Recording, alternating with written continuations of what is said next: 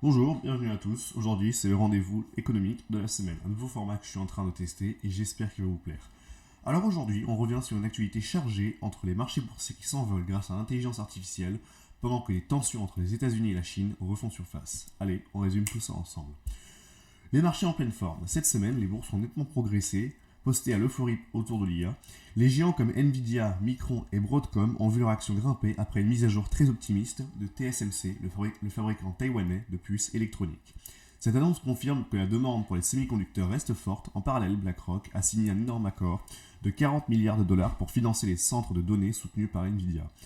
Et ASML a publié d'excellents résultats, ce qui a fait grimper la bourse américaine. Malgré les tensions commerciales et les incertitudes économiques, l'IA continue de jouer son rôle de moteur de confiance pour les investisseurs. Les grandes banques américaines affichent aussi de bons résultats, ce qui a permis au SP500 de rester dans le vert plusieurs jours d'affilée. Washington et Pékin s'achauffent, mais ça discute. Les relations entre les États-Unis et la Chine restent compliquées. Pékin critique les restrictions américaines sur les terres rares et sur les taxes. Les taxes.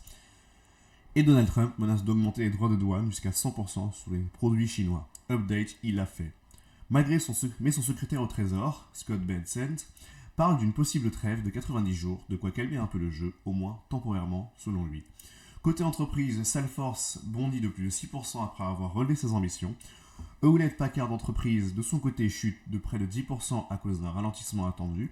Le pétrole monte légèrement, l'or atteint un record historique et le dollar recule à cause des attentes d'une future baisse des taux de la Fed. Merci d'avoir suivi Smith Actualité, j'espère que ce nouveau format vous a plu. Au revoir et à la semaine prochaine pour de nouvelles actualités.